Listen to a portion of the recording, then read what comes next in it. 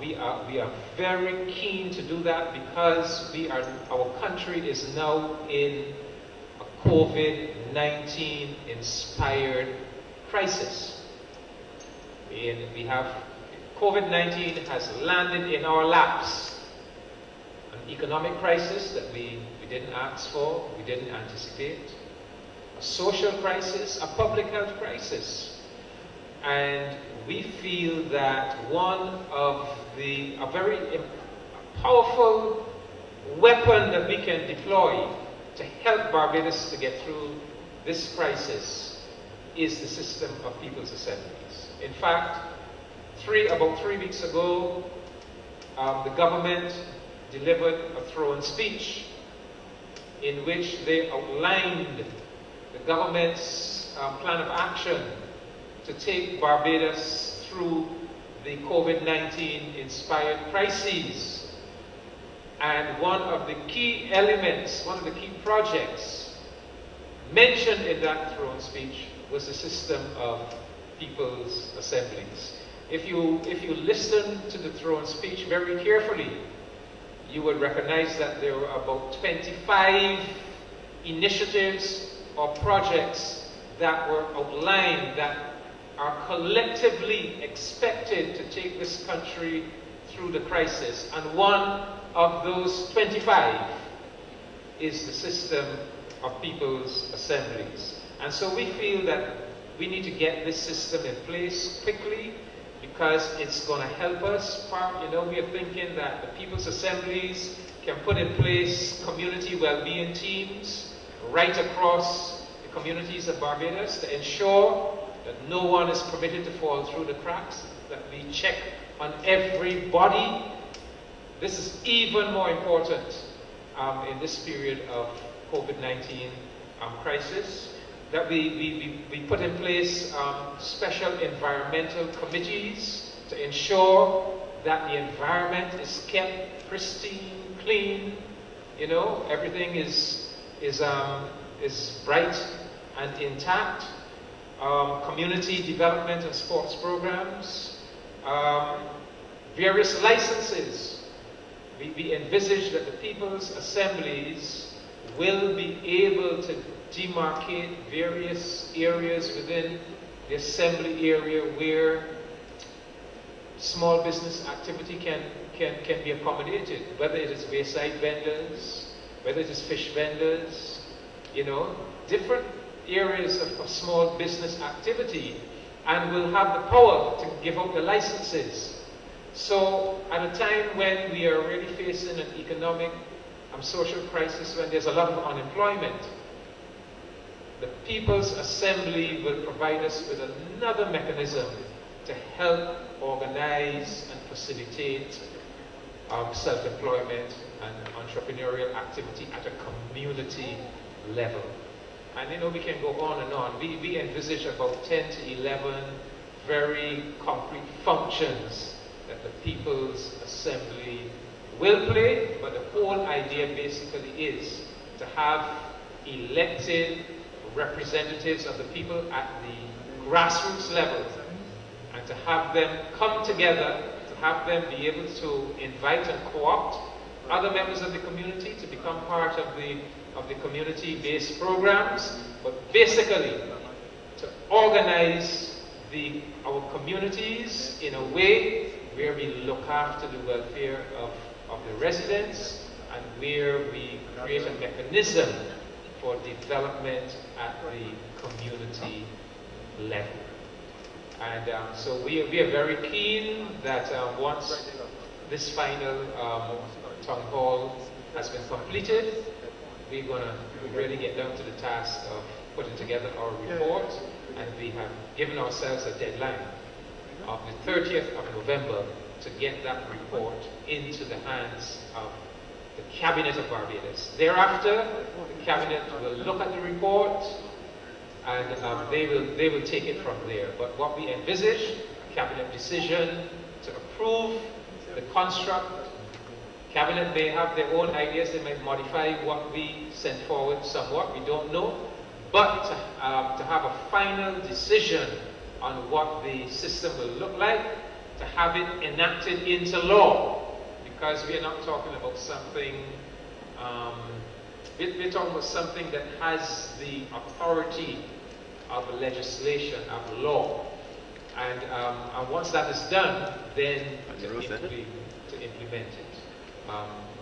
Hopefully sometime next year, as soon as it is humanly possible. So that's a little introduction I would like to give, and now turn back to our chairman. Thank you very much, David. Let us then go to our moderator, Ms. Crystal Howell. Crystal? Good evening, everyone. Thank you so much for your patience and accommodating us while we were trying to resolve our technical issues on social media. We do sincerely apologize, and we do your incredible patience throughout this process. I am here joined with members on both Zoom and Facebook, some persons hailing from the diaspora, and all Barbadians, all with an interest in seeing how Barbados will grow. And I do echo the sentiments of the Deputy Chair when he mentioned the inclusion in the Thorne speech as to the role that local governments will play in shaping Barbados going forward. And we definitely appreciate this last town hall, which will give you the opportunity to have your say as to the direction that you would want local governments to take. I also want to give some thanks and appreciation to all persons so far who would have given verbal and written submissions, and some of the names that will be mentioned include Michelle Cave, Colin Roach, Victor Eastman, Alison Jordan, Alex Way, Khalil Kubdawala, Romario Hunt, just to name a few. Throughout the sessions that we would have held so far, they would have made their contributions heard, and some of the names of the persons here, they are as diverse as Barbados is. From the very old to the very young at heart, have been able to contribute and made their voices heard. I am hoping that as we give this introduction, you too will be able to give your feedback as to what you think we should be changing in the proposal. As would have been mentioned earlier, it is still at the proposal stage. The purpose of these town halls is for you to hear our proposal and to give your feedback as to if you think that this is sufficient, if there are things that you would like to change, and if there are any additional recommendations that you think we should take forward. And some of the recommendations we've received so far have been absolutely incredible, and I think will contribute significantly towards changing the face and landscape of Barbados for Barbadians, hopefully not just here physically, but those who are in the diaspora, who are abroad, who still have a very vested interest in seeing progress made in their home country. So without any further delay, I will go into the introduction as to what exactly the People Assemblies are about. We're hoping that they will improve accountability in governance, engage people participation, establish high standards in public service, contribute creativity, intelligence, and energy to public affairs administration, deliver critical services to community, protect neighborhood welfare, and help to participate in collective decision-making and administrative activities are designed to foster social and national unity. And I think that last one is most important, because for a long time, when decisions have been made in Barbados, the voice that has been often left out of that decision-making process is the voice of the people. And we are hoping that this particular era of government will correct that, so that Barbadians will be able to have a say in the decisions that are made that affect them. The Assemblies will be community-based, democratic, participatory governance structures based on volunteer, non-partisan service, independent of government ministers. Our initial proposal is to have one assembly in the parishes of St. Lucy, St. Andrew, St. Joseph, St. John, and St. Thomas. There will be two assemblies in St. George, St. Peter, St. Philip and St. James, 3 in Christchurch, and 4 in St. Michael, to give a total of 20 people's assemblies. Membership can consist of an equal number of elected ex officio members, parish residents, and youth from secondary and tertiary educational institutions. Elections can be organized by the Electoral and Boundaries Commission, who can publish the candidate's community profile. Candidates will address residents at a town hall meeting, and the assemblies will be for a period of 3 years. The 20 assemblies will consist of approximately 30 members to have a total of approximately 600 members. Each assembly will elect presiding officers and can meet to make decisions about and coordinate the work of the assembly. The 20 assembly chairpersons can form a caucus under a revolving chairmanship to make decisions about and coordinate the national duties of the members. Parliament can also include a financial allocation in government's annual estimates and budget to be divided equally amongst the People's Assembly. Financial allocations can then be audited by the Auditor General. The proposed functions of the People's Assembly will include oversight of government agencies, to establish oversight or public accountability committees for government agencies' performances that provide critical services to improve efficiencies and accountability. For example, QEH, the NHC, and Barbados Water Authority. The chairperson's caucus can select persons from the members to carry out inspections, receive public property, meet with management to discuss issues and suggest remedies, and provide status reports to the public. 2. Be establishing a community well-being team to build a community oversight and assistance program to protect children, elders, disabled persons, and needy residents in conjunction with the Department of Emergency Management. 3. Sanitation, road repairs, and environment. This committee will respond to emergency cases of garbage pileup, excessive overgrown bush, or potholes, as well as general environmental protection and anti-littering campaigns. 4. The Ministry of Education can consult with each assembly on school board appointments or to select an assembly member for said board. The assembly member can also form the Youth Education and Social Development think tank to construct improvements. 5. A Management and Program Development Committee comprised of assembly members, the National Sports Council, the Community Development Department, and the National Cultural Foundation can oversee community development, sports, and cultural programs at community centers of their assembly areas within a community development department budget. 6. Vendor licenses. Each assembly can receive applications for wayside vending licenses, identify public locations for vendors, determine whether to issue licenses, inspect wayside vending locations, and ensure that proper environmental and other standards are maintained. 7.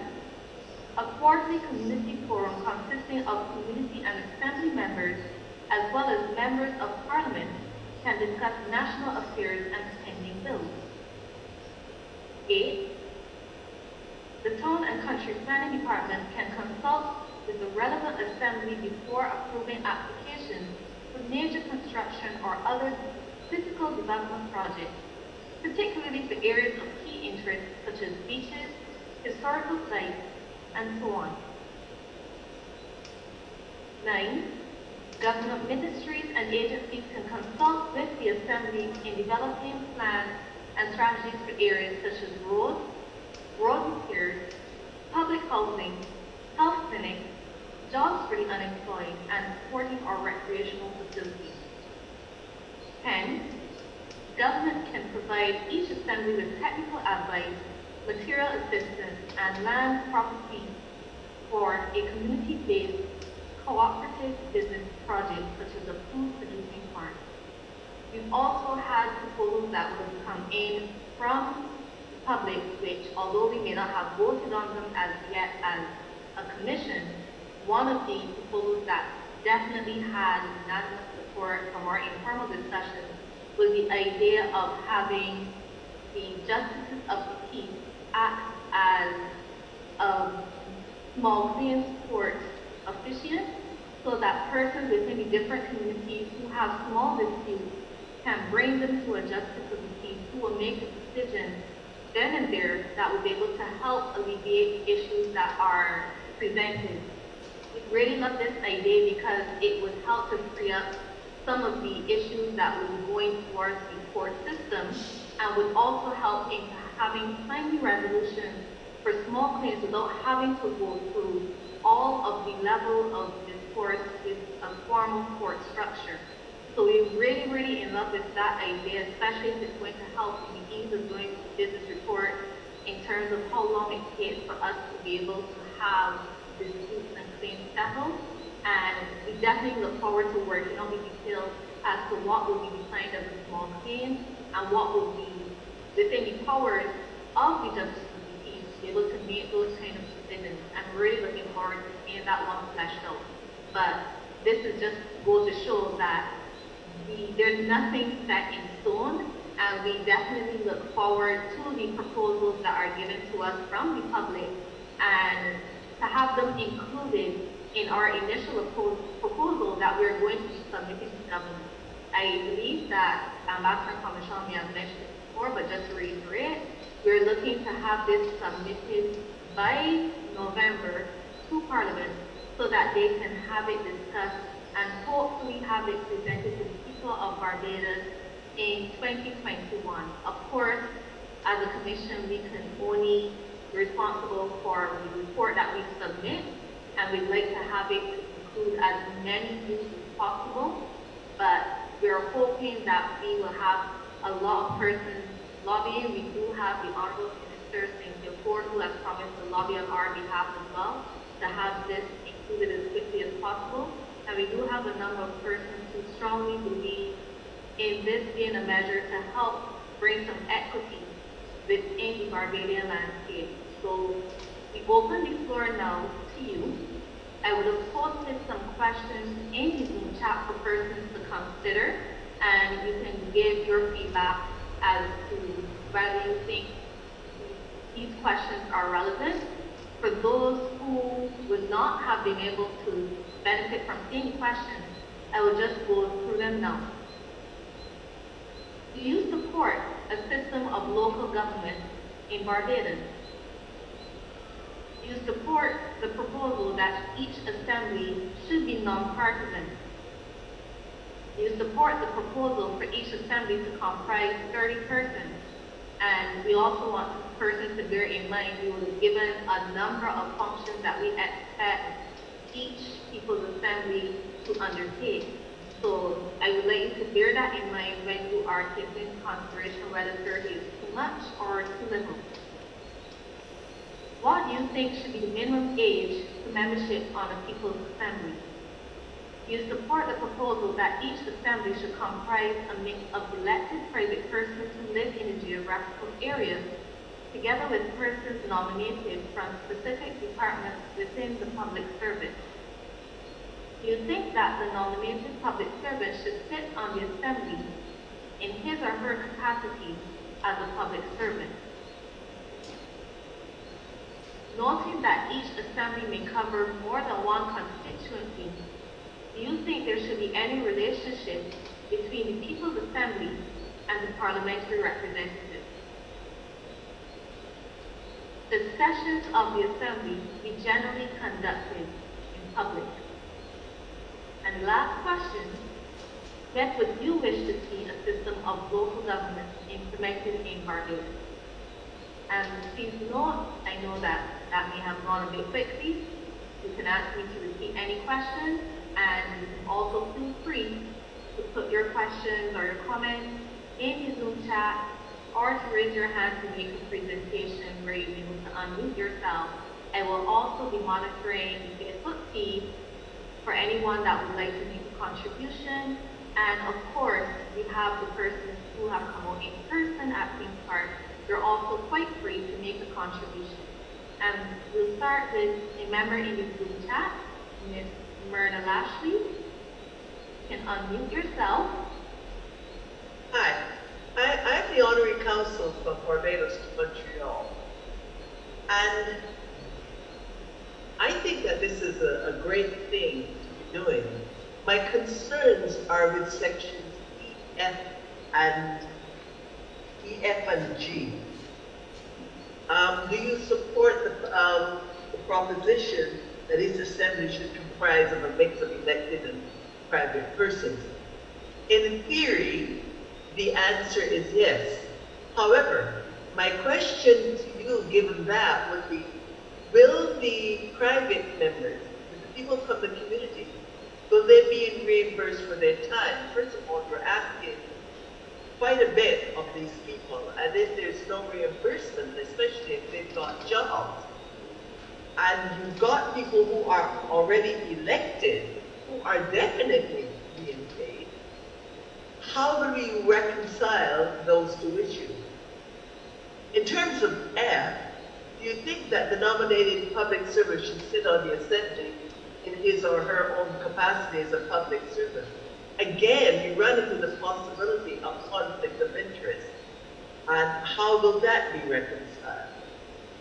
Noting that each assembly may cover more than one constituency that you think ought to be, what do you think ought to be the relationship between People's Assembly and the parliamentary representative? That is an extraordinarily difficult question, a difficult question to parse. It's a very difficult question to answer, because once you've got your representative being aligned with the head of the public assembly, of the People's Assembly, I don't know how you get to a situation where there's not going to be a cross influence. And all of this presupposes that with the platform, unless there's rules given for the platform, that this will remain non-partisan. I am not that convinced. I think it's great in principle and it looks good on paper. Unfortunately, people are people. And, and that concerns me a lot. I'm also concerned about the amount of work you're asking, because it's almost like having not just a second layer of government, but a full governance. So my question then becomes, what is government going to do if all these people are going to take over all these functions of government, and especially if they're not being paid for them? Well, just to clarify from that aspect, we're not asking persons to actually do the work, but to be part of the decisions that are being made. So we're not expecting persons to go there fixing roads or potholes. But, for example, because you live in the community, many times we see road repairs happening within the communities, and persons are upset because no one consulted them first to find out that this road is not a priority for them, and that for certain other areas within the community that are in a much more dire state. Now, because of where you sit at the top in terms of decision making, you're not a part of that community to necessarily be able to see which roads are the ones that persons frequently traverse. The idea is that you would have the assembly consulting with the person, and they will come back and be able to make a decision. However they come to that decision, we recommend that they take a vote. And if the majority of persons in the community believe that this road, say Salford Road, is the road in St. George that most people travel, and this should be given priority for fixing, then that decision then is passed up to government. Not that we're expecting the local assembly to do the work of fixing the road or fixing the potholes, but it is more of a consulting that is going on. So it's an advisory type thing. Yes. So without taking up too much time, I don't want to hog people's time. What is the responsibility of government once these procedures are set up to govern, once this advice is set up to govern, to actually activate them.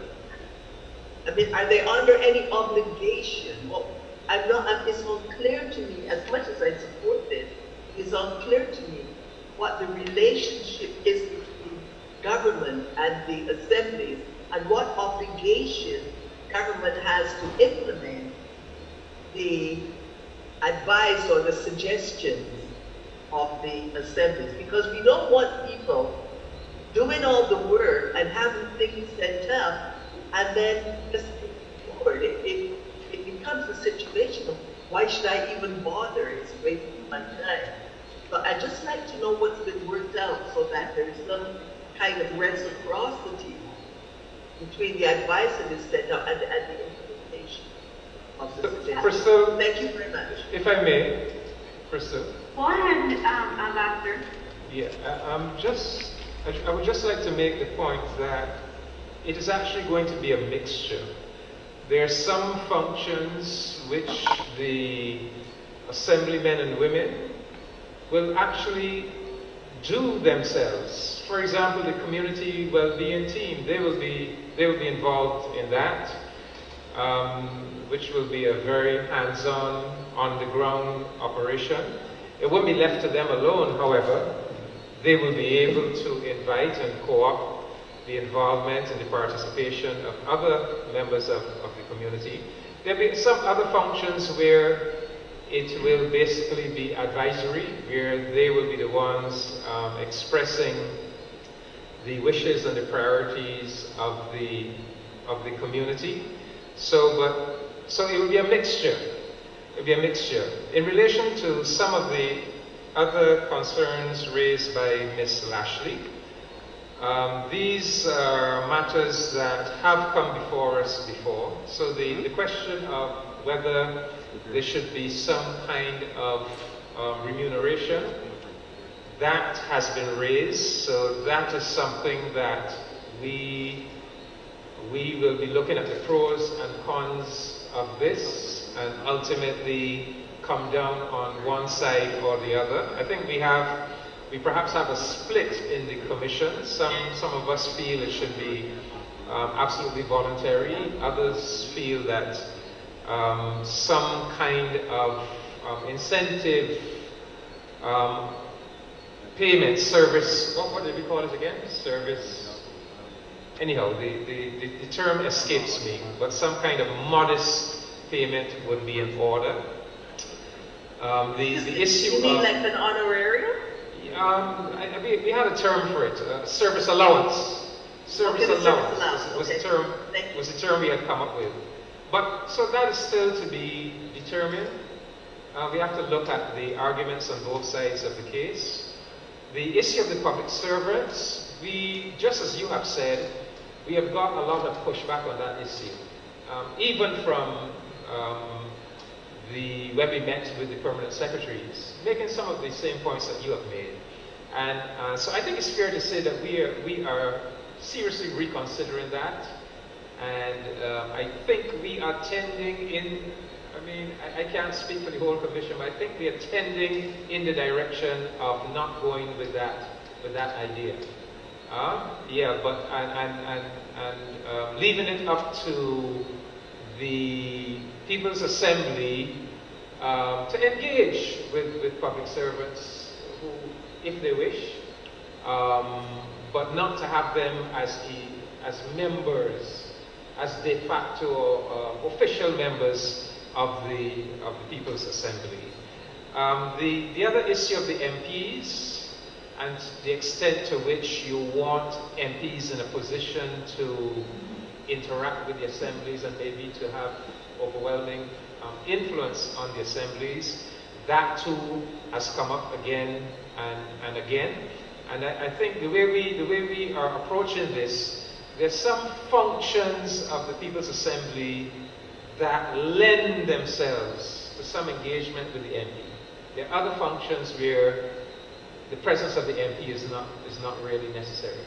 So I think we're going to look very carefully at which functions suggest that the Assembly should have some engagement with the MP, and we're going to deal with it in that way. We're going to peg it to the particular function rather than having an overall position about the involvement of MPs. So, but you have zeroed in on a number of the thorny, this is the Thorne Commission, but pardon the pun, but you have zeroed in on some of the thorny issues that we have to resolve, that we are thinking about, and we're happy to have your own opinion on it, because it gives us another opinion to put into the mix when we come to make the final decision on these issues. So thank you. I write policy for the government of Canada. So. Okay. Mr. Chairman. But thank you for your participation. I mean, we keep hearing about this Myrna Lashley in Montreal doing great work for the Barbadian community there. Your name is always in the national media here in Barbados. So thanks Very for the nice work. to meet you. Thanks for the work you're doing. Thank you.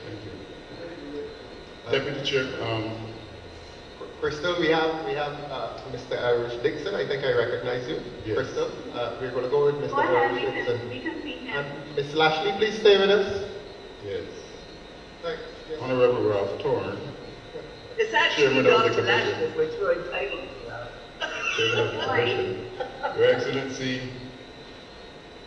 David Commercial, Deputy Chairman, members of the Commission, ladies and gentlemen, I just thought that I would come on this, the final occasion, and share some thoughts on the Commission. I think the first thing we have to recognize is that we are reintroducing local government. 51 years ago, the government of the day abolished local government. At that time, the structure was the Northern District Council, Southern District Council, and the Bridgetown City Council. It is interesting that other things occurred of great significance around that time. Politically too, it was the abolishment of the double constituency and the disestablishment of the Anglican Church as the state church. What is interesting in this proposal as put forward is that I'm hearing that there will be an emphasis on the parish. I note, Mr. Chairman, as you spoke, that you did so eloquently about the past as it relates to the parishes. In truth and in fact, in Barbados, there are no parishes, but in name only. If we look at the movement of Barbadians, people who were born in St. James live in Christchurch or St. Philip, and vice versa. The movement of the population is towards development and lands. So in truth and in fact, the idea of a parish is a romanticized idea, but it is not a practical one. One of the things that we have to do in this commission is to be practical and realistic. The current structure as proposed says that there will be 20 assemblies and 600 members. How functional is that in terms of achieving anything?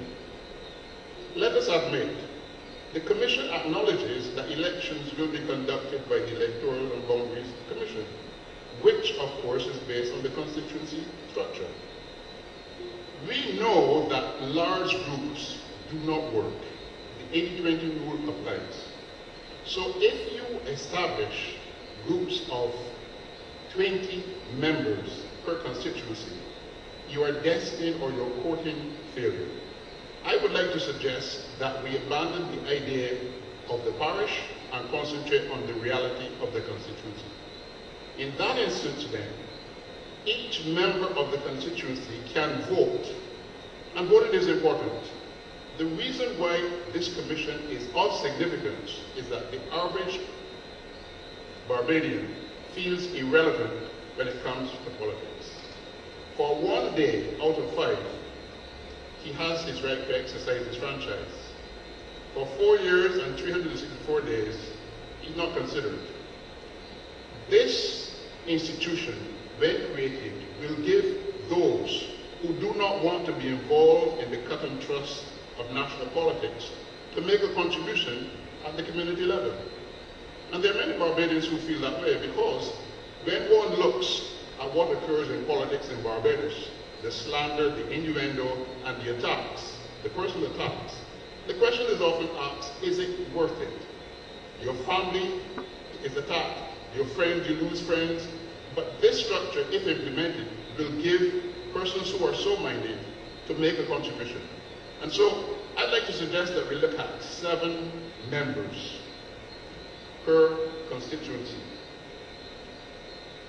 I note with keen interest that for some reason they say there must be no electioneering, but that those who are interested will present their CVs to the group. Let me warn you that a trend has begun in Barbados where a lot of CVs are faked. And people put in CVs things that sound good. It is only in electioneering that we will know who the persons are, and more importantly, that the constituents can scrutinize them for what they are. I have seen recently, with the preponderance of the new political parties, a whole lot of individuals who are suspect. And this is the truth. So the members should be elected.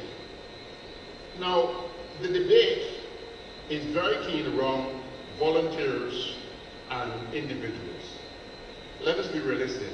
In this day and age, no one is going to volunteer their time for nothing. So, you might be in the minority, sir, because the reality is that time is money. And therefore, I'd like to suggest that we consider paying the 7 members who will be elected by the constituents an honorarium of $600 per month. Now that would give you a total yearly budget of $50,400 for each constituency. And to offset that, each constituency should be allocated $1 million, properly accounted for by the Auditor General. Those funds would then be used for projects as identified by members of the constituency. We seem not to like to talk about money. Money makes the mere fly. And I submit to you that a lot of persons in politics, including MPs, would not be there were it not for the money. Let us be realistic, okay? So, arising out of the constituencies, then, and I digress a bit because Brother Commission spoke of another level. Levels are only functional if they can be and are connected. And so I'd like to suggest that in light of our move towards republicanism, that 2 members of each out of the 7 would be elected to form a National People's Assembly of 60 persons. They would get together and discuss problems on a national level for the whole country. But in addition to that, of those 60, 5 or 7, preferably 7, should be elected to a reconstituted House of Representatives, with the Senate being abolished. At the moment, we all agree that the Senate is nothing but a rubber stamp. Now, of that 7, the 7 then would be part of a National Assembly without voting rights. So they would be nominated members. The National Assembly then should comprise of 50 persons, 30 elected, 7 from the constituency councils, and the remaining 13 from key entities in the community: education, business, the trade unions, etc.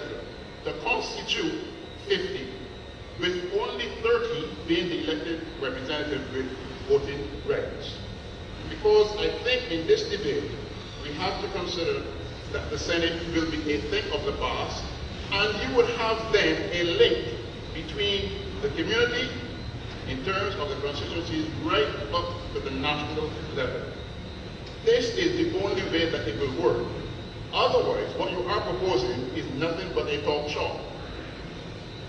Now, the elections in the constituency should be held, I agree, every 3 years, because that gives the opportunity for the powers of recall. If you're not performing, you're out, and we vote you out and vote in another person. Now, I note with interest that we are fascinated by ensuring that the young people and the students have a role on the council. Students are transitory, they're transient. When they're at the university, they're only there for a sector, and then they're back into the community.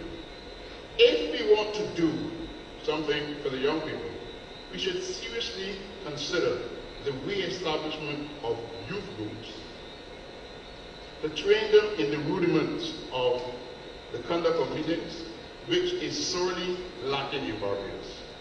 It is amazing how we have abandoned all those things. In terms of the public servants, the government and the technocrats could be co-opted to the community councils as required. Because all this is important to ensure that there is a meaningful role played by the individuals. If we truncate it at the level of community only, it will be nothing but a talk shop. Because I hear of glorious things that can be done, but what teeth, what power will they have? Because I close by saying large groups accomplish nothing but create frustration. So therefore, the smaller the better, and let members, and I should add that the assemblies, the constituent assemblies, should meet every month, and that the persons be paid. Volunteerism is great, altruism is fantastic, but you can't take it to the shop. Thank you. Thank you very much, Ulrich. David is asking me to encourage you to put your proposals into writing. Would you mind? It's not too late. I will do so with an expanded rationale for why. But I want to be very clear. I forgot to mention, it is incongruous and ridiculous not to have the MP involved. Not to have the member of parliament for that constituency. He should be ex officio. Because in reality, if the structure is successful, it will be taking a lot of the load off the MP. At the moment, he or she has to pull his or her pocket and look for things like school uniforms, books, and all sorts of things, where with the allocation of $1 million, the 7 persons could objectively determine from community surveys and research who are the needy persons, and that would take out the partisan aspect. But the MP must be involved. But Brother Dixon, rest assured that we have looked at the pros and the cons. We have had to balance different considerations.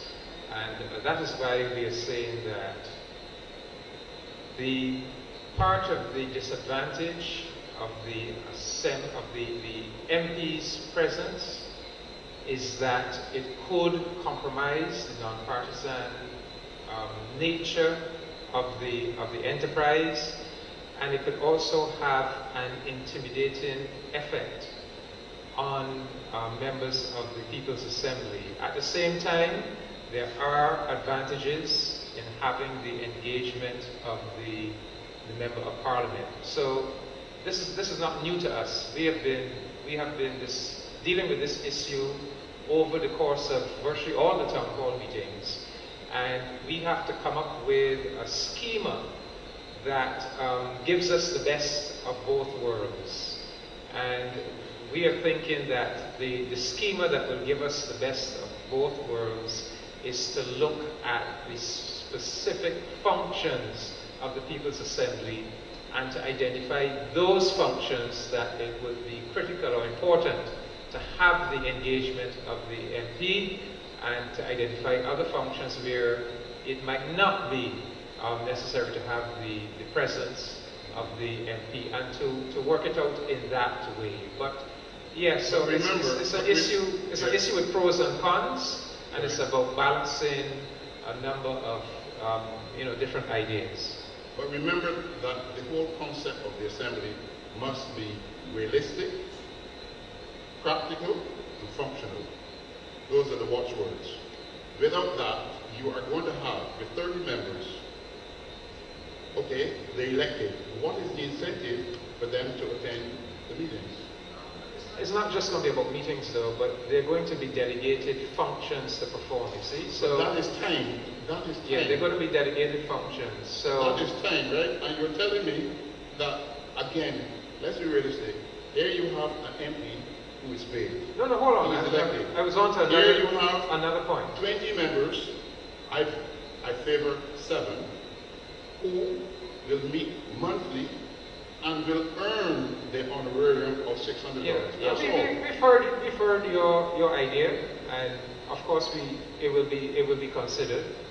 Part of the idea of the number 30 is that if the assembly is dealing with, say, 10 different functions, and you're quite right, you cannot overburden any particular assembly person but they can go up with a surfeit of work. They can go up. They can go up members of. You have to delegate. They can co-opt them, right? Yeah. We're also making provision for co-optation.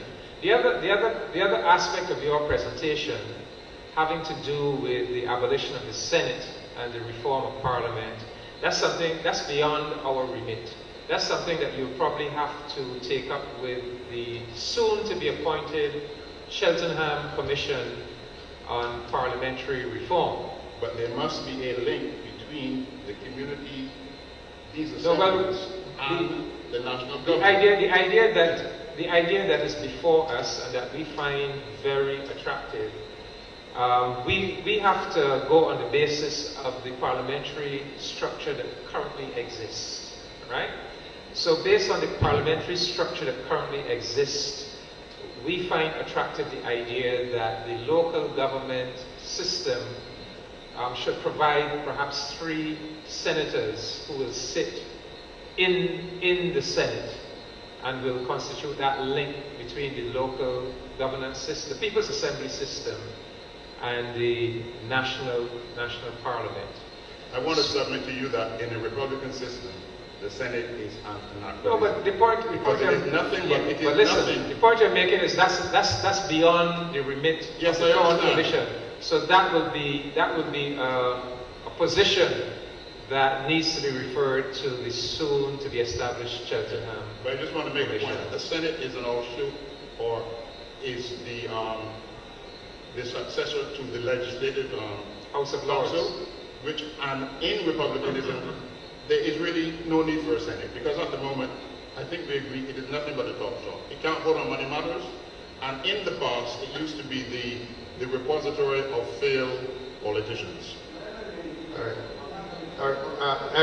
Elridge, we're coming to you next, Bobby. Elridge, we want to thank you for your very comprehensive contribution.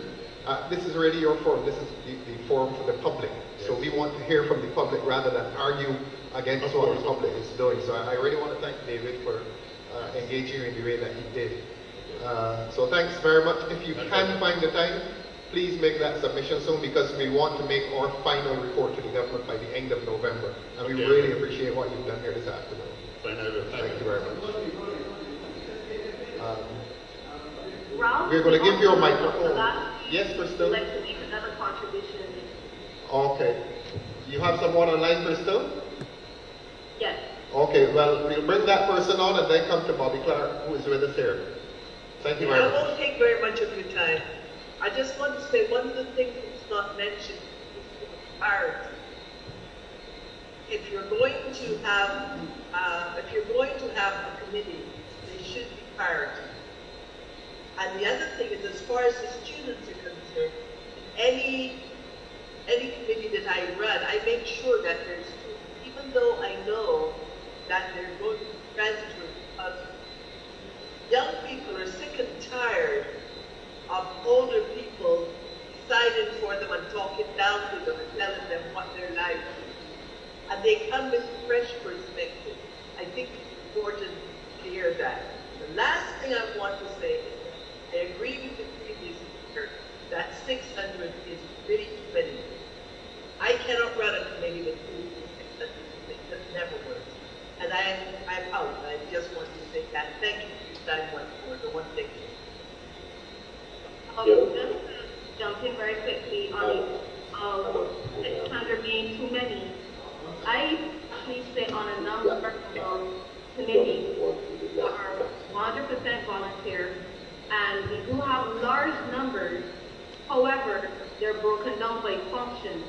So, for example, I'm with ICAP, which is the Institute of Charitable Council of Barbados. We have a lot of volunteers. However, I'm part of the NCC Communications Committee, and that particular committee has about 5 or 6 members, which is part of a larger group or several functions. So it is not necessarily that all 600-person members, this is split amongst the different parishes, that all 30 have to be meeting all the time. I only meet for meetings related to communication. There's a committee for reviewing of ethics, there's a committee for everything else, and they meet as necessary. However, because there's so many functions that we are asking persons, especially because it's on a volunteer basis, I think that it's important to have enough persons that does not begin to feel like a burden, because that's also something that you don't want to happen. We propose 10 functions. If you divide 30 by 10, we've already cut it down to about approximately 3 persons per function, which some may even argue that some of those functions may not be enough. So that's why we wanted persons to give some thought, because if I am sitting on the function related to education, that means 20 times I'm even called on to volunteer for this particular assembly. It's not the idea that every single person in the assembly has to be volunteering for every single function. I have been suggesting very strongly that person divided by function so that person does not feel overwhelmed, and the 30 starts to make a lot more sense. Thank you for the clarification. Crystal, we're going to go to Mr. Clark now.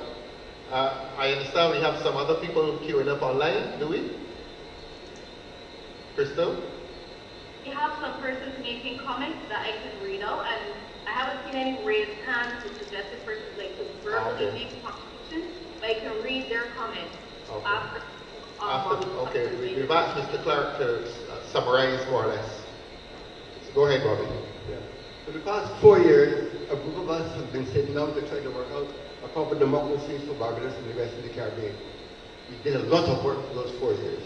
And we've come to this conclusion today to have a discussion to really put power in the hands of the people of the Caribbean, especially right now in Barbados, the people of Barbados. What I've heard so far this morning is a lot of parliamentary democracy talk from other people. They get me that is a system that helps us at all. We are looking right now in Barbados at serious conditions in which young boys are causing serious crimes in this country. In spite of the fact they've had the chance of free education up to university level, so they cannot talk about uneducated, stupid people. And we have not been able to change the system that the money which controls the Caribbean countries, especially Barbados, still controls the political structures.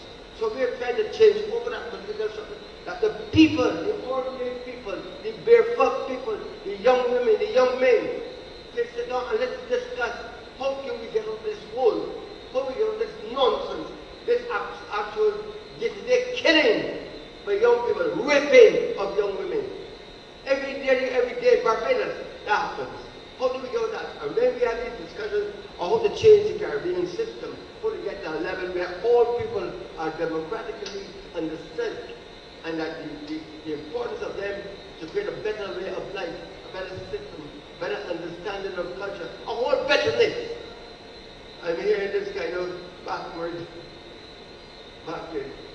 English democratic so-called system that we use in Parliament. It has not worked.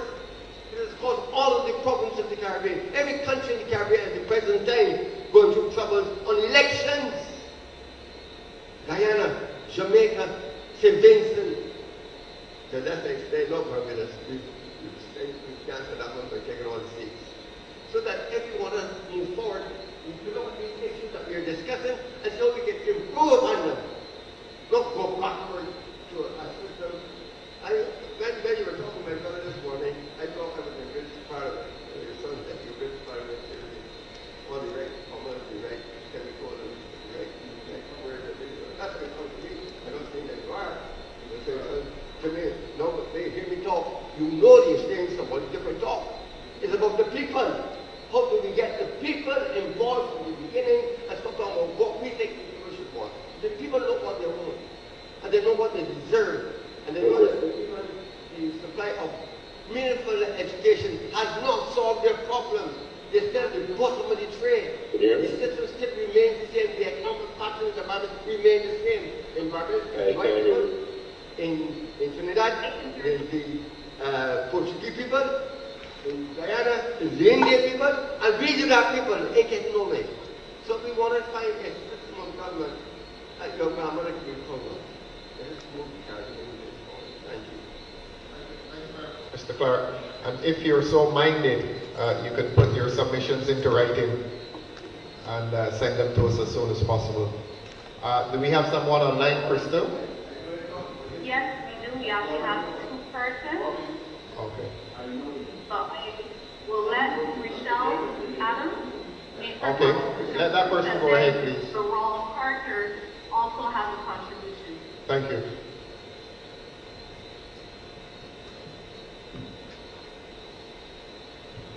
Michelle, you can go ahead.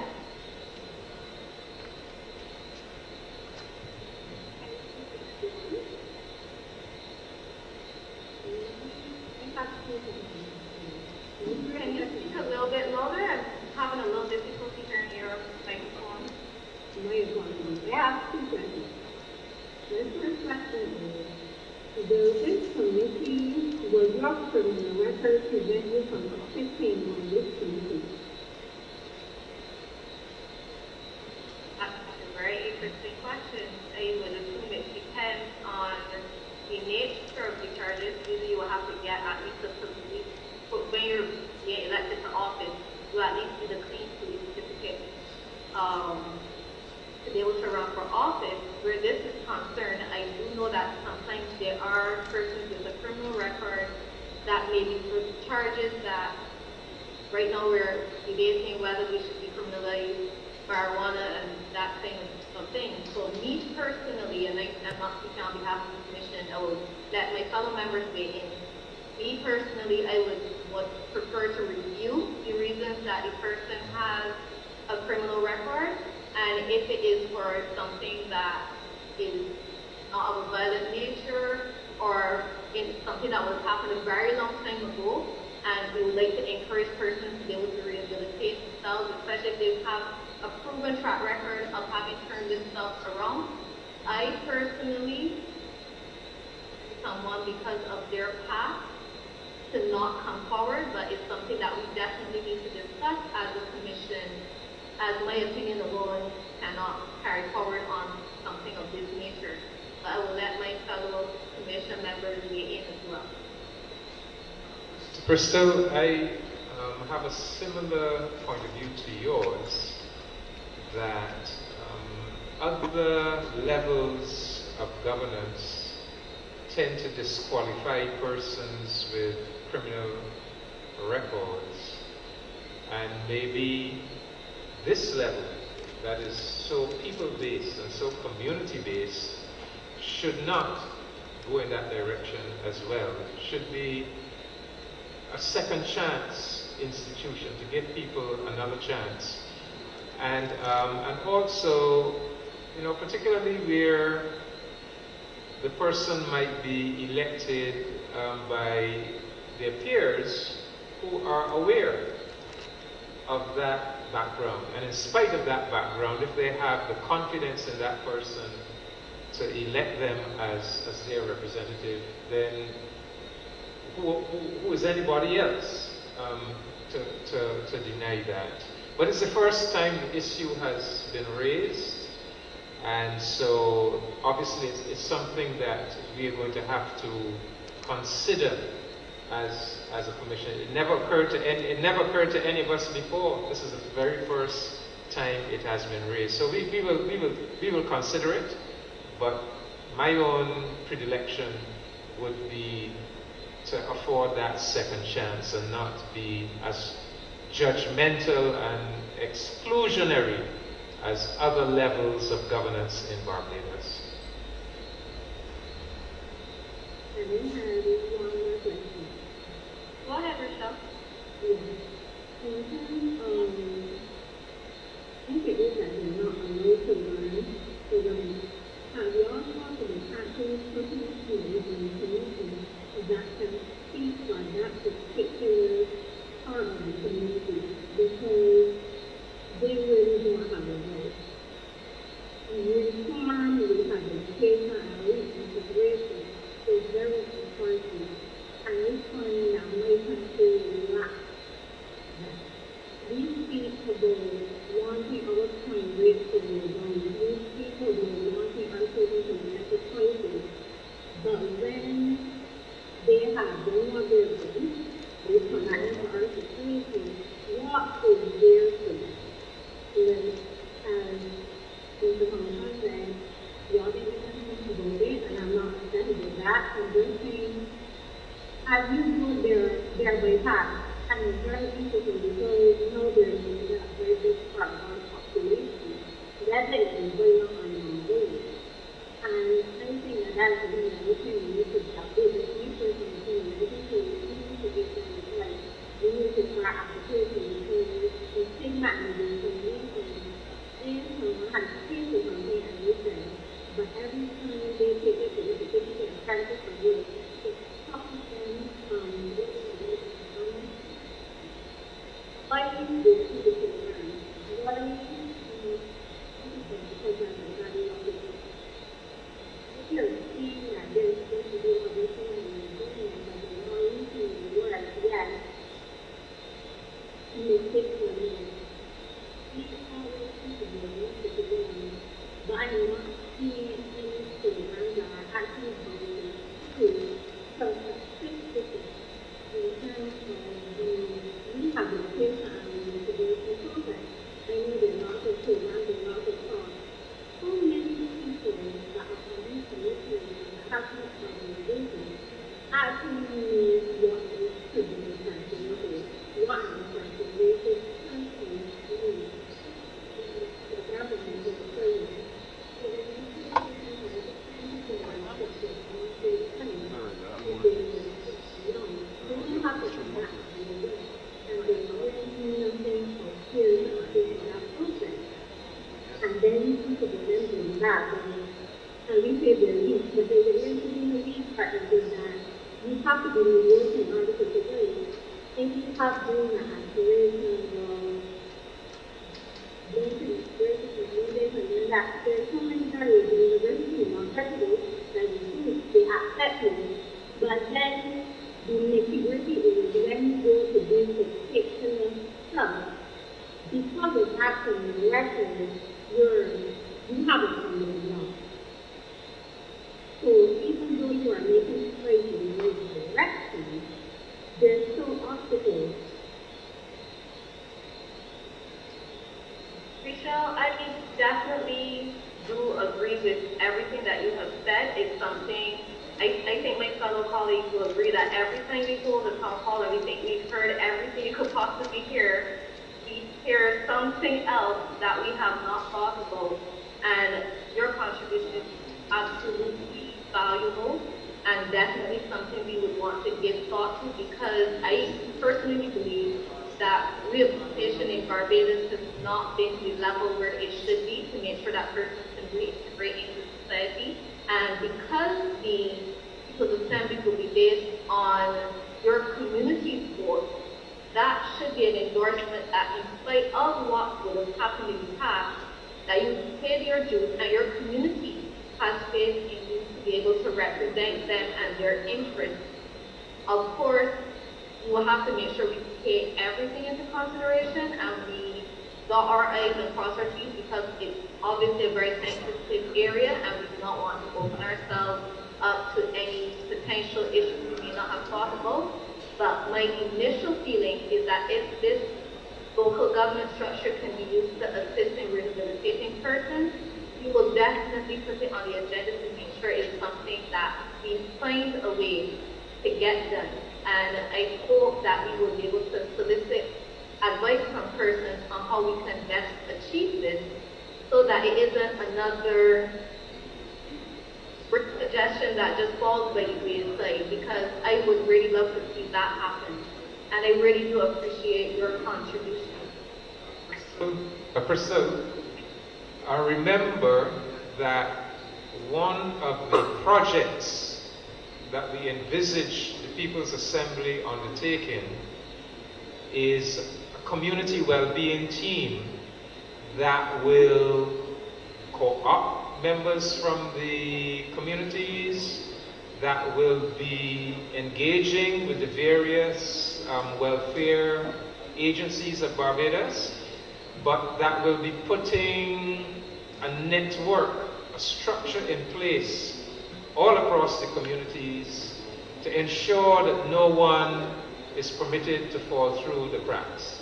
So that structure would be of some relevance to persons, former prisoners who need help reintegrating into society and so forth. So although it's not specifically set up for former prisoners, but yes, a community well-being team that is looking out for the well-being of all members of the community will obviously bring some assistance to persons with that problem. I do think, given the peculiarity of that circumstance, we want to get a little bit more specific as to how we will achieve that, so that persons will have some guidance as to how to go about it. But I definitely think that it shouldn't just be a pop-up immediately thought, or some assemblies take into consideration and some don't. I think we need to make sure it's included and that guidelines are implemented so persons know how to handle these situations. Because it's new, it is novel, and we want to make sure it's done right. I know we won't get everything right. I know we're dealing with people, but as many guidelines as we can put into place so that we can initially help with the teaching process, I'd like to see happen personally. I believe we had another contribution from Rebecca, from Raul Carter. I hope we did answer the question that Pet Barrow had. They asked if you have to volunteer, if you have to be nominated. They will be voting by the person within your community. No minister, no one from this commission is able to just pick who they would like. Your community is going to be the person who are going to vote for who they would like representing them on these assemblies. Do you have someone online? Because we have someone here in the audience. Okay, Okay, we'll go with your person and then we'll come back to the physical audience. Thank you. Okay. Okay, can you hear me? Yes, we can. Yeah, this is Raul Carter, Honorary Consul for Barbados in Edmonton, Alberta, Canada. Welcome. So first of all, let me say, I think these are some great initiatives, wonderful ideas. And any attempt to improve the environment in Barbados, to improve the health and welfare of its citizens is very commendable and should be greatly applauded. I have one question. With 20 people on the committee, it is inevitable at some point that there could be some disputes and conflicts.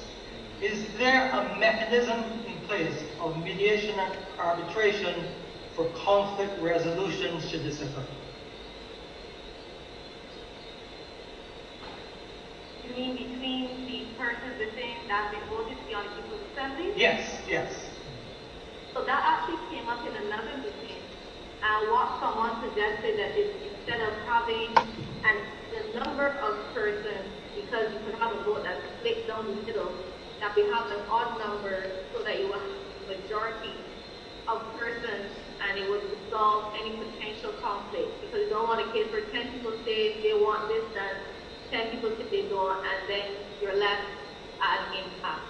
So we also will have to consider revising the number of persons so that you will have an odd number, or to ensure that it's good, because we don't always guarantee that a particular party will vote for a full 20. We have to find a way to make sure that it's an odd number of persons, or that there's a way to be able to break the tie. If, for instance, only 10 persons step forward and 10 persons are voting on the assembly. But that is something that we're definitely going to look into. Simple solution was to make sure it's an odd number. I suspect the gentleman may be referring to conflict beyond just as well, yes, gridlock in voting, even disciplinary matters. But bear in mind that we are thinking that there is going to be a code of conduct that will apply to the members of the assembly, and there's going to be a chairperson's caucus. So the chairpersons of the 20 assemblies will form an overarching caucus, and I'm thinking that that caucus could be the location at which breaches of the code of conduct can be adjudicated. So we do have space within the construct to provide for the adjudication of breaches and conflicts and so forth. Wow. Crystal, we have, you're ready, ma'am? Crystal, we have someone here in the audience, and as time goes, we're going to limit time for each contribution. Yes, because we have about 20 minutes left. Yes. Thank you very much.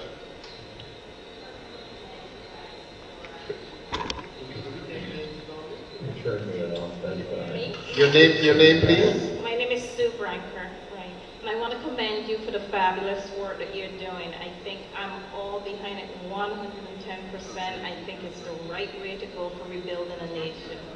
My question, however, is I was reading this, maybe it's more a point of clarification I'm asking.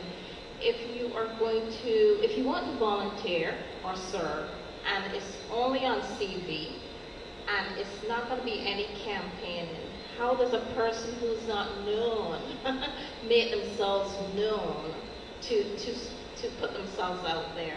That was my question. When we said campaign, we meant a high-powered campaign, but we're calling it a community profile, by the way, to avoid any elitist connotations. A community profile showing a record of involvement in the community, whether it's as a service club, church. So we are calling it a community profile, but there will be an opportunity for each candidate to address what they call a town hall meeting. So there will be some level of electioneering.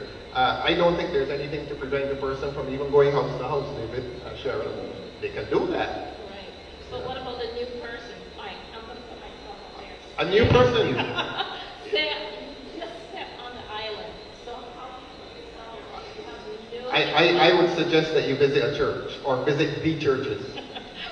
Yeah? No, seriously, visit the churches, visit the Lions, the Rotary clubs, visit all of the clubs. You might find that a very convenient way to get your name out there. It doesn't mean I'm putting myself out there, but I'm just asking, theoretically. Bear in mind that there will be a special community gathering, we could call it a town hall meeting, that will be set up for the specific process of having the aspirants address their fellow residents, why they should be elected to the People's Assembly. And in addition to, we say CV, but really and truly, a document that will outline, outline qualifications, including academic qualifications, but also will outline your record of community service and whatever skills you have to offer to the community. So you can make a case to the community. Why? And of course, there's always social media. Right. If you're contesting, you go on social media. Nobody can stop you from doing that.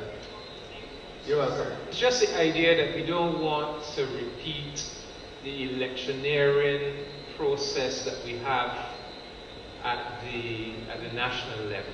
You know, we want to avoid that and not to have excesses of electioneering. So we would need to think through carefully to give enough scope for persons to properly introduce themselves to the community and to make their case to fellow residents of the community without taking it overboard into any extravagant electioneering. We come back to you now. Bristol, we have someone on camera. Could you go to him, please?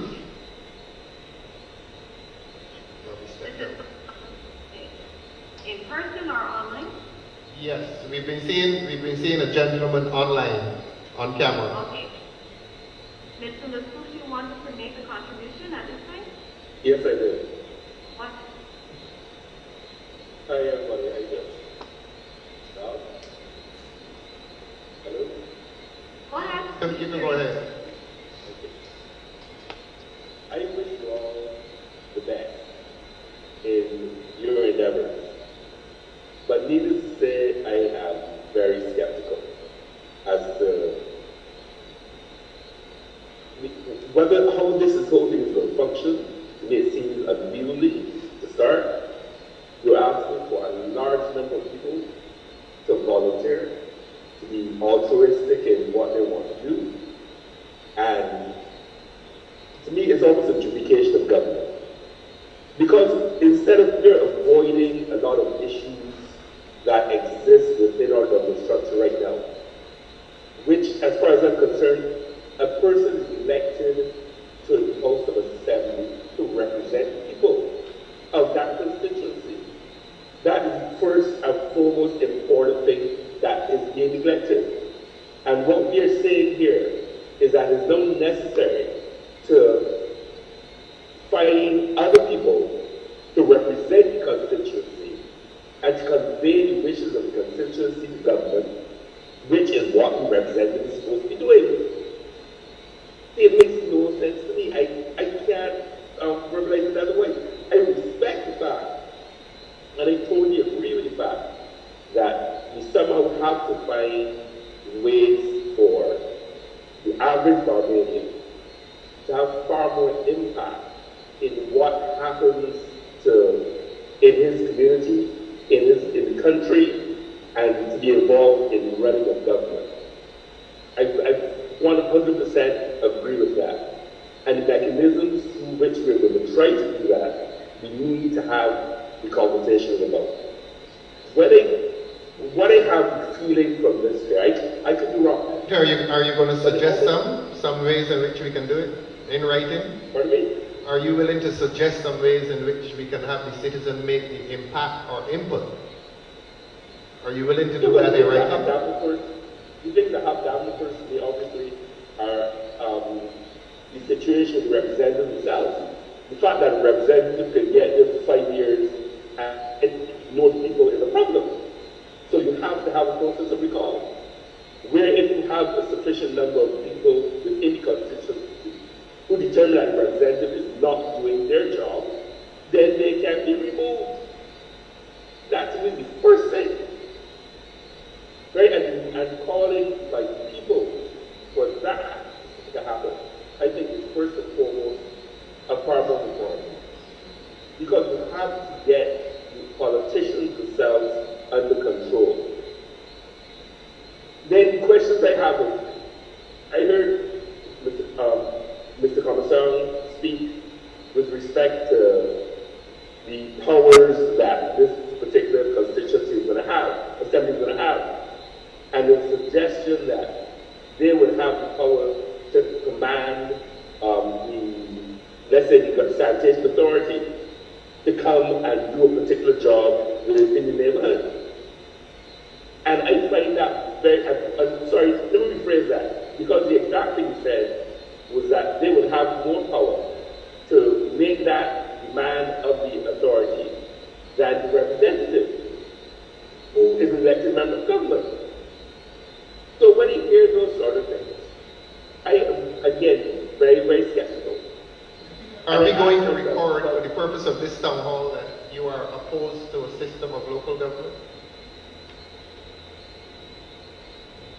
I am opposed. You're either for or against it.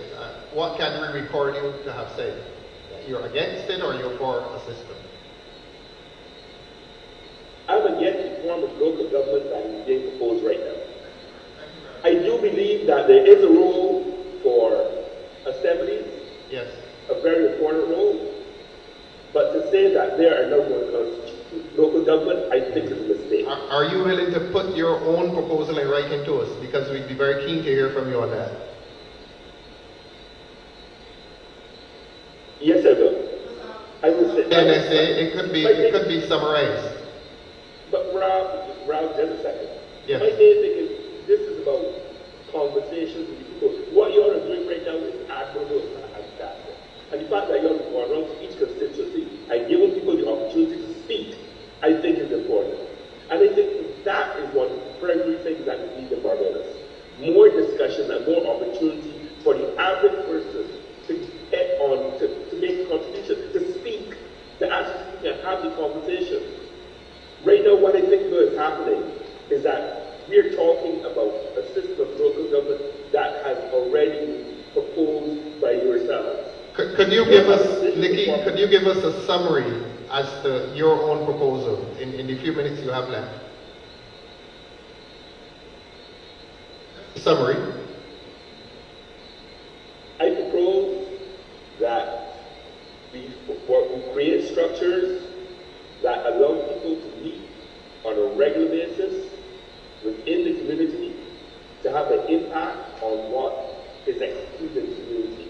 And would you base it on parish or constituency? Mr. Dixon said he would base it on constituency. Doesn't matter. It doesn't matter, right? I'm not going to get into really details of where or how many or whatever. Well, all I'm saying is that it should be a council or what have you that has the opportunity to meet with the representative every month or whatever, once a month, or the representative to convey the wishes of the parish to that representative. And then that representative come back to them the following month with a report as to what has been able to accomplish and why this is not being done or what the timetable will be for X or Y to be done.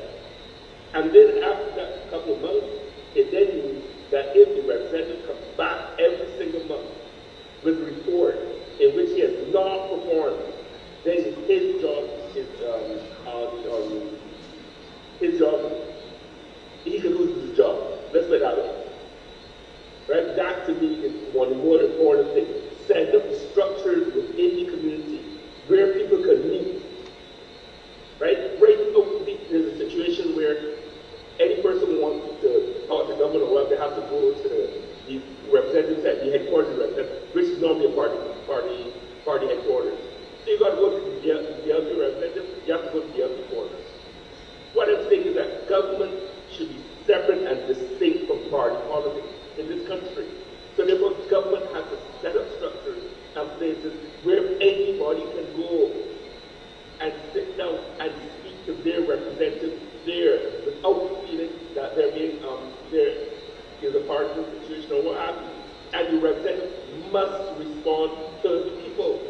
Because he asks a lot of questions in this country, but the authorities that he simply says nothing. And that's the biggest problem in this country. All right, Nick, you came to a point that I was about to ask you about. What do you think should be the relationship between the parliamentary representative and the body that you're suggesting? Should he sit on it, or should there be any kind of relationship, or should he be separate and distinct from that local body? I don't have a problem with it being separate and distinct from it, but he has to answer to it. That is the main thing. All right, thank you very much. Answer to it. I trust that we can hear from you and write it before the weekends. No problem, Rob. And thanks very, very much for coming this evening. Thank you. Mr. Chairman, Bristol, we have someone here. Nikki, please stay with us. You may be able to come back in at some point, I don't know. Crystal, we have someone on the floor here. State your name, please. Danny Gill. Mr. Chairman, I have two concerns. Is it Mike here? I have two concerns. One, we would have had the constituency councils, and apparently that did not work. It became politicized. And my question to you is, shall we enshrine the legislation for these committees in the Constitution in such a way that it cannot be touched politically? Because I guarantee you, if it is not done that way, and there's a change of administration, then you have that. The other one, I would take that, I would sit down. The other one... That's rhetorical. You are suggesting that it be enshrined. No, I'm asking, will the legislation enshrine... To be honest with you, that is not our proposal. That is not our proposal. Constitutional, but you are suggesting it, and we accept your suggestion. All right. You need to, given, because maybe if we go back beyond constituency councils, for purposes, you couldn't be Mayor Martin in the city. And that was destroyed by the Democratic Labour Party to ensure that they can have the governance.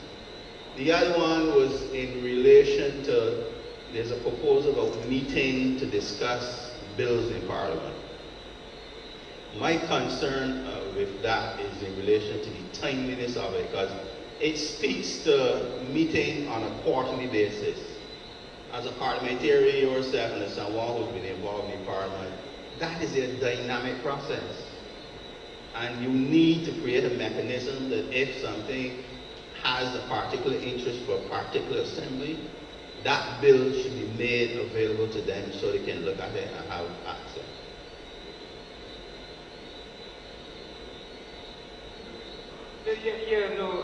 Both points are very well made.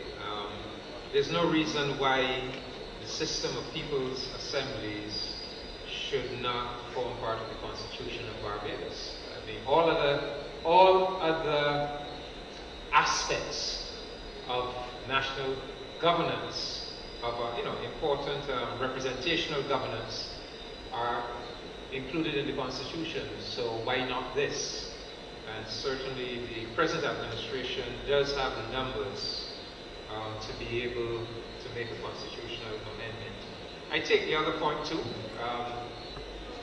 You see, part of the thinking behind this system of people's assemblies is not only strictly about local governance in the traditional sense. That is about the delivery of services at a community level, but it's also about the empowerment of the citizens of Barbados, and it coheres with our concept that the Barbadian people are a very well-educated, conscious, well-informed people who are equipped to contribute more to national decision-making and discussion of national affairs, including affairs of Parliament.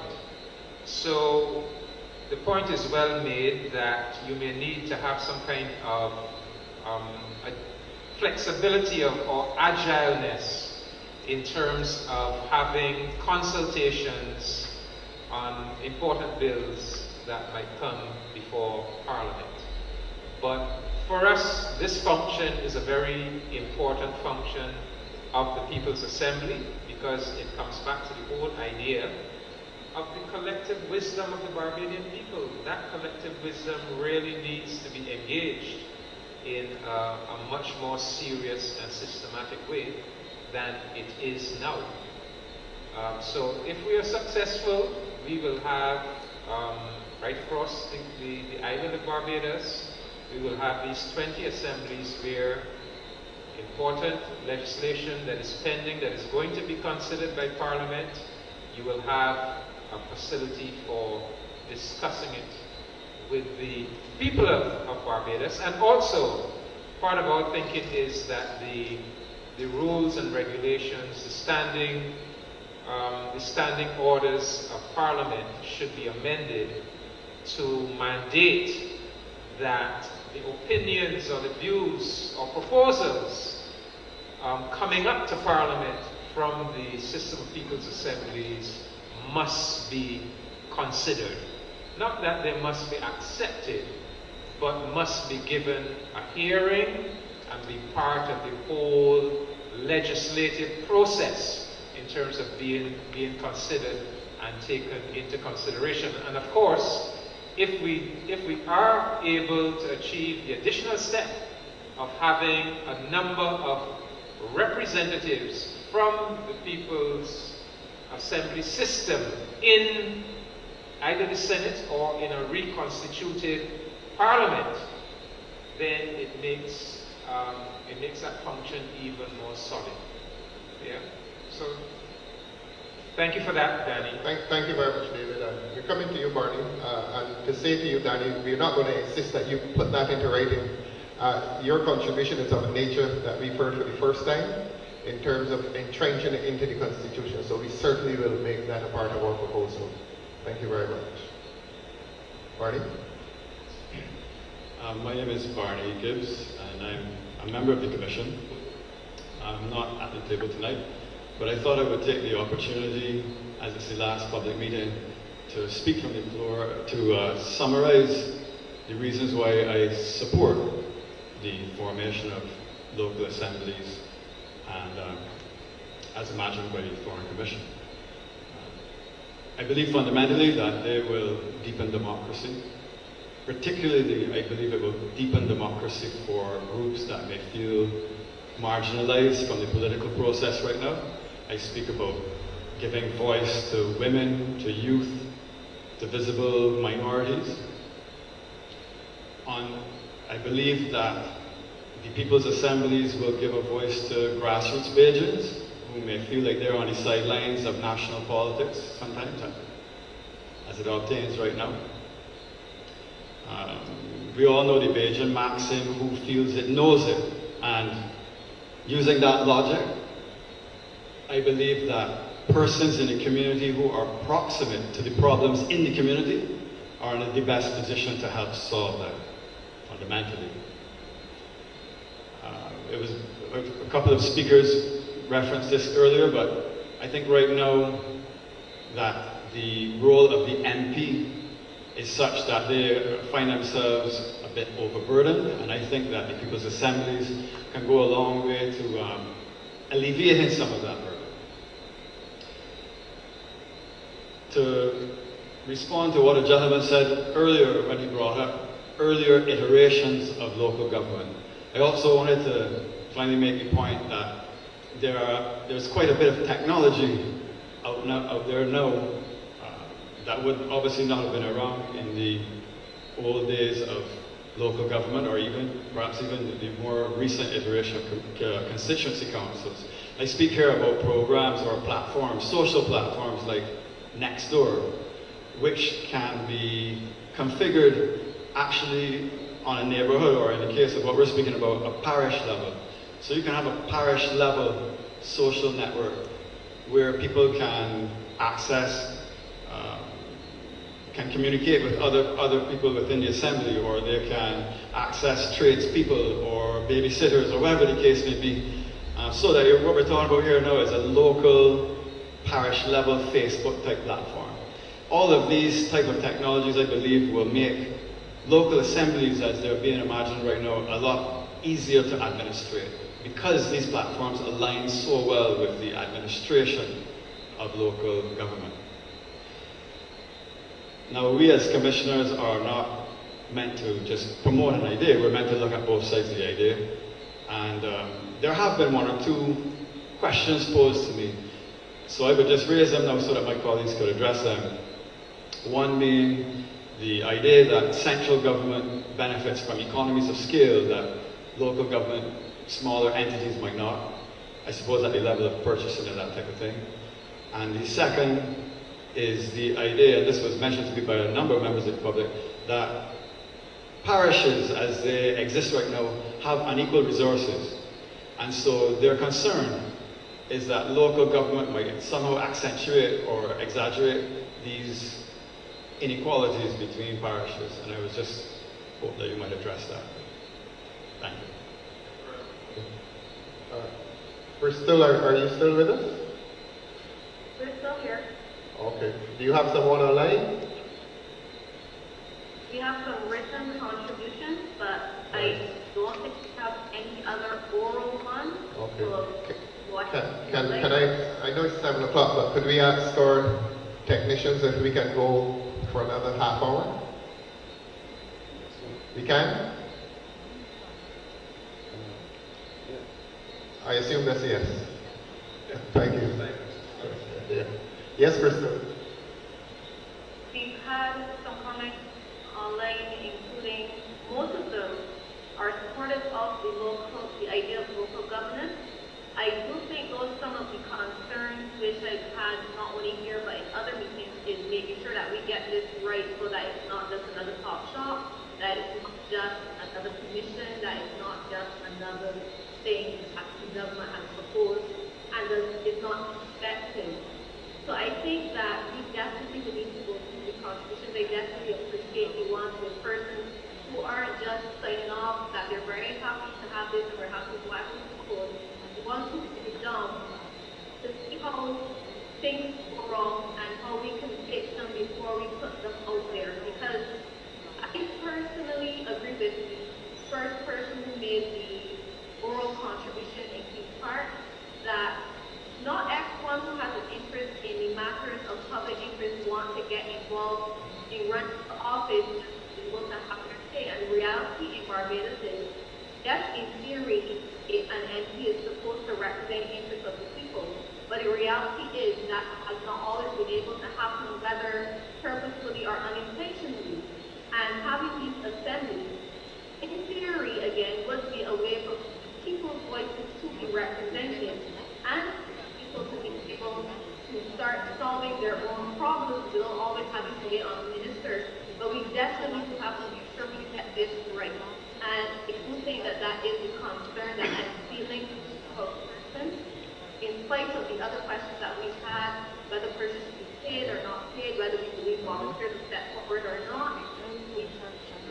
I wanted us to do a poll on the question of whether it should be voluntary or whether there should be an allowance paid. And I wanted to ask Danny Gill to express a view on that.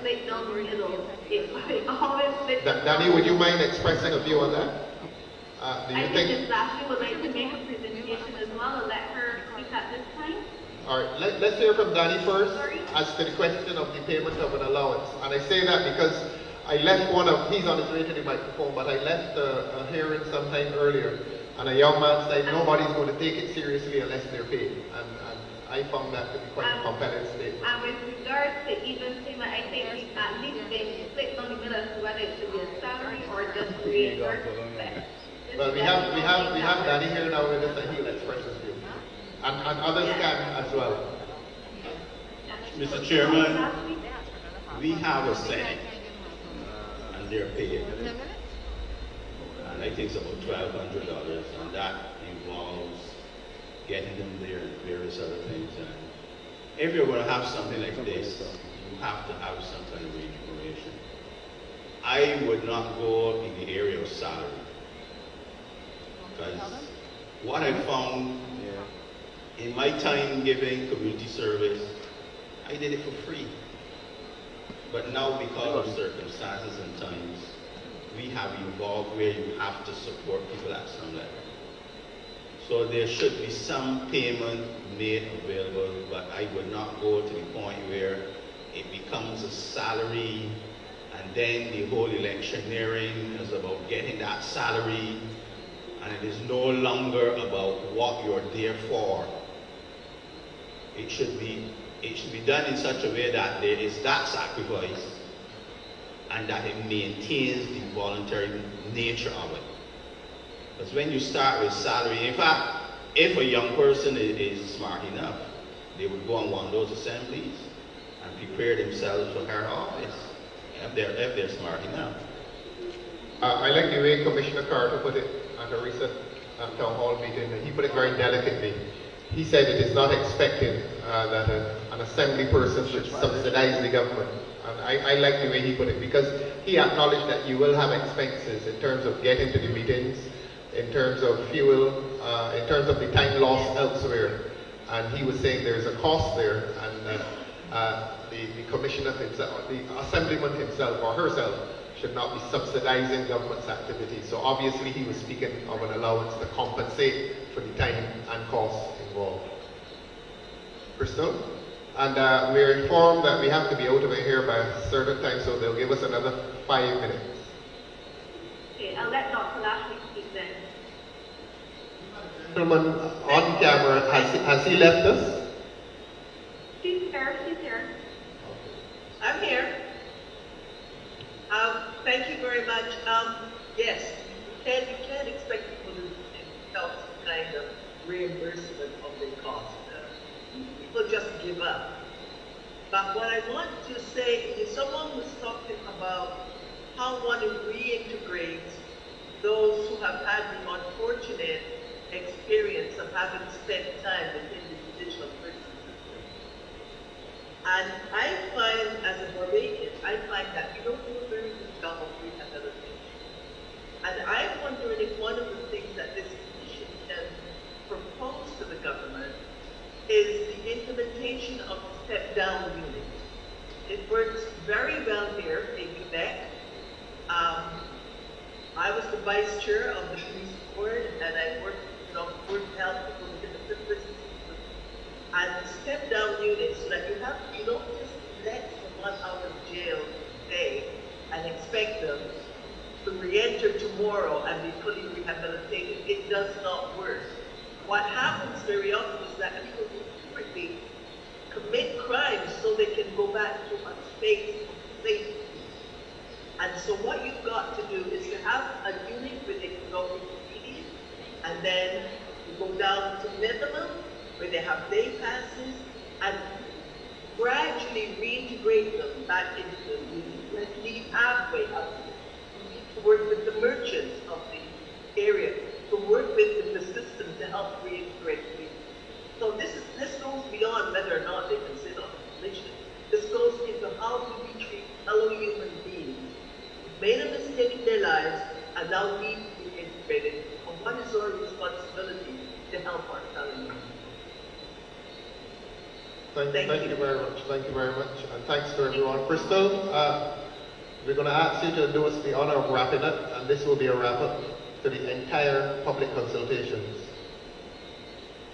That feels like such a big responsibility. I can't Yes, you started us off, and we're going to ask you to finish off nicely. We know you can do it. I would definitely like to thank all Barbadians who have come out both here and abroad. I definitely appreciate you using the technology to be able to still show that your love for Barbados does not have to be tethered to your physical location. And the contribution that we have received from these Townhalls has been invaluable. We have received ideas that we would never have considered, and things that we definitely would like to include in our final proposal. For those who have not made a contribution as yet, you can still do so to thorne.commission@barbados.gov.bb, and we encourage you to do so as soon as possible, because as the ambassador said, we'd like to make our final proposal to government by independence so that it gives to Barbados. We will be strongly lobbying for this to move forward. We will try to consider every angle we can to make sure that this has at the start, because we know that things in theory don't always work out, but we're hoping that we can take as many things into consideration to make sure it does. And we're hoping that we have ensured the people in Barbados to see this as something that they should cooperate with rather than to work against, and to bear with us as we try to get it off the status when it is initially passed prophetically, passed by government. I thank you so much for the time that you have given. I would like to thank both the chair and the deputy chair for their invaluable contributions. I would like to thank Cynthia Ford. She has made a number of contributions as well, and has her support. I would like to thank everyone who is a part of Parliament, government, the people of Barbados who have given up their time, their valuable contributions. It has not gone unnoticed. particularly those who have made written submissions. We appreciate you, we thank you, and from the bottom of our hearts, we hope that our final proposal will be something that you can truly appreciate and that will change the landscape of Barbados as a state, so that more persons can be heard, so that more voices that are usually left unheard will now become visible. That is the crux of what we are trying to get at. So thank you. I cannot say enough. I thank you for being a part of us and this journey.